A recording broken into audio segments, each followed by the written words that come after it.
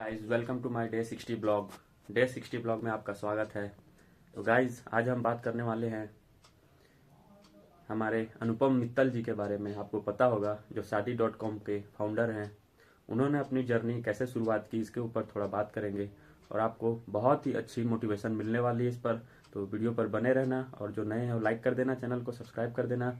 चलिए वीडियो शुरू कर। तो गाइस जैसा कि आपको पता होगा हमारे अनुपम मित्तल जी जो शादी.com के फाउंडर थे, उन्होंने अपना लाइफ इतना आसानी से ग्रो नहीं किया। वो एक, आपको पता है, मरवाड़ी फैमिली से आते हैं, तो मरवाड़ी के खून में ही बिजनेस होता है। आपको पता है उनके पापा भी बिजनेस करते थे और इनका भी माइंडसेट था कि मैं भी बिजनेस करूं। लेकिन इन्होंने एमबीए किया था और 90s के दौर पर ये चले गए थे यूरोप कंट्री, आईटी कंपनी में काम करने लगे। उन्होंने बहुत ही अच्छे पैकेज में काम किया और बहुत अच्छा सपना देखा और इंटरनेट मैच मेकिंग का सपना देखा था उन्होंने। उन्होंने स्टार्ट तो किया था, लेकिन जब .com का बबल्स आया था तब उनका भी सपना टूट गया था, क्योंकि सारे सपने ख़त्म हो गए थे उस समय।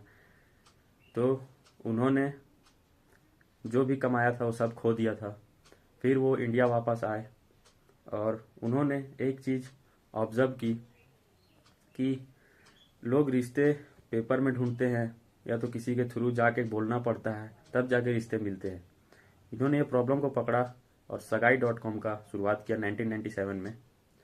सब लोग मजाक उड़ाए थे कि ऑनलाइन कौन ही शादी करेगा, यहाँ तो घर जाके यहाँ मैचिंग नहीं हो पाता है, रिश्ता नहीं बन पाता है, तो ऑनलाइन कौन शादी करेगा। तो उन्होंने ठीक है बोला, मेरा विज़न है। उन्होंने हार नहीं माना और बाद में जो सगाई.com का नाम चेंज करके शादी.com रखा और आज देख सकते हो कहाँ से कहाँ पहुँच गए हैं। और वो सिर्फ शादी.com पे ही नहीं टिके हैं, मकान.com ये सब करके बहुत सारा उनका बिजनेस चलता है इंडिया में और उन्होंने अपना सपना कहाँ से कहाँ पहुँचाया। तो हमें ये एक सीख मिलती है भाई कि लोग जब कुछ भी हमारे बारे में बोले ना, उनके बारे में सुनना नहीं चाहिए। अगर तुम्हारा विज़न क्लियर है, तुम्हारा फोकस क्लियर है, तुम्हारा गोल क्लियर है, तो तुम किसी के मत मत सुनो कौन क्या बोलेगा, क्योंकि दुनिया तो हमेशा तुम्हें गिराने पर लगी रहेगी, चाहे तुम कुछ अच्छा करो या कुछ खराब करो। ये दुनिया का दस्तूर है, ठीक है। किसी के बात को सुनना नहीं है। उनका लाइफ में बहुत प्रॉब्लम आया, वो कोई नॉर्मल नहीं थे, वो सब जीरो हो गए थे एक समय पर। और आपको पता है कि मरवाड़ी का फैमिली में खून खून में बिजनेस भरा हुआ होता है, तो उन्होंने बिजनेस को चुना, इसीलिए आज वहाँ पहुँचे। अगर वो सोचिए एक आईटी कंपनी में काम कर रहे होते ज़िंदगी भर तो आज वहीं रहते, है कि नहीं। लेकिन उन्होंने कुछ अपना विज़न क्लियर रखा और कुछ अपना सपना बड़ा रखा, ताकि वो हमेशा लाइफ में कुछ बड़ा करना चाहते थे। उनका सपना ही बड़ा था कि नहीं भाई, मैं एक नौकरी पर पैसा आदमी तो हूँ नहीं, क्योंकि मारवाड़ी खानदान से आता हूँ, तो नौकरी तो मैं कर नहीं सकता। उन लोग को खून खून में बसा रहता है बिजनेस। तो उन्होंने शुरू किया कि क्यों ना मैं अपना एक खुद का ब्रांड बनाऊँ। उन्हें शुरू से ही था कि मैं खुद का कुछ कंपनी खड़ा करना चाहता हूँ और यही विज़न के साथ उन्होंने काम किया। बहुत सारे मुश्किलें आई, कोई तुरंत तो सक्सेस मिलता नहीं, आपको भी पता है। इतने साल लगे तब जाके आज वो इतने बड़े आदमी बने हैं। आप भी अपना लाइफ में अगर कुछ करना चाहते हैं, ग्रो करना चाहते हैं, तो विज़न क्लियर रखिए, फोकस क्लियर रखिए, गोल क्लियर रखिए। किसी का बात मत सुनिए, सिर्फ सीधा अपना काम पर, माइंडसेट पर फोकस कीजिए और लग जाइए। एक ना एक दिन आपका भी जो भी सोचे हो वो पूरा सक्सेसफुल हो जाए। अनुपम मित्तल सिर्फ एक ही कंपनी पर सीमित नहीं है। वो आज मोबाइल मौज.com, मौज का जो आपको पता होगा इंटरटेनमेंट, जो हम लोग टिकटॉक के बाद बैन हुआ था, मौज उन्हीं का कंपनी है। और मकान.com भी स्टार्ट किया था और मोर देन 200 कंपनीज में वो इन्वेस्ट कर चुके हैं। उनका विज़न एक ही था कि रिस्क नहीं लोगे लाइफ में तो कभी आगे नहीं बढ़ोगे, रिस्क लेना बहुत ज़रूरी है। उन्होंने रिस्क लिया और वो मानते हैं कि जब आप लाइफ में गिरते हो और गिर के जब उठते हो तब सबसे ज़्यादा मज़ा आता है। गिर के जो उठता है वही आदमी आगे बढ़ पाता है। उनका मतलब, कहने का मतलब यही है कि जो गिरा और गिर के जो उठा फिर से खड़ा किया कंपनी, उसी को हम सक्सेस मानेंगे।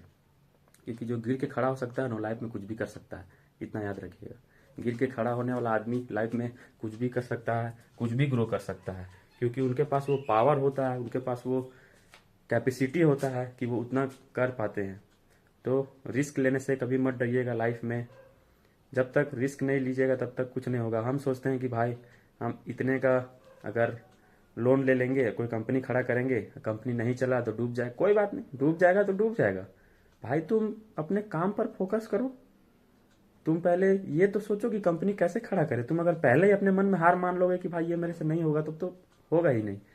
इसीलिए पहले काम पर फोकस करें, चलेगा या नहीं चलेगा वो उसका बात है। अगर आपका विजन क्लियर है, गोल क्लियर है, तो चलना ही चलना है, ठीक है, उसमें कोई डाउट नहीं है। तो उनकी लाइफ से हमें यही प्रेरणा मिलती है, कभी भी किसी को हार नहीं मानना चाहिए अपना लाइफ में। जहाँ जो दिया वहाँ उसको पकड़ लो। एक समय पर वो जीरो हो गए थे, फरारी से जीरो पर आए, फिर जीरो से उठे, तब जाके इतना बड़ा कंपनी बना है। और बहुत लोग गिरते हैं तो फिर उठ नहीं पाते हैं, क्योंकि वो सोचते हैं कि सब कुछ मेरा बर्बाद हो गया। एक बार अगर सफलता में हार मिल गई, 2 बार हार मिल गई, तो ये मत सोचो कि हमारे लाइफ में फेलियर ही फेलियर आएगा। नहीं, फेलियर के बाद सक्सेस भी आता है। अगर आप गिर के खड़े होना जानते हो तो सक्सेस डेफिनेटली आएगा, समझे। तो लाइफ में कभी भी हार मत मानना, और इनके जैसा मोटिवेशन, इनके जैसा माइंडसेट रखना, ताकि आप उतना बड़ा आदमी बन सको।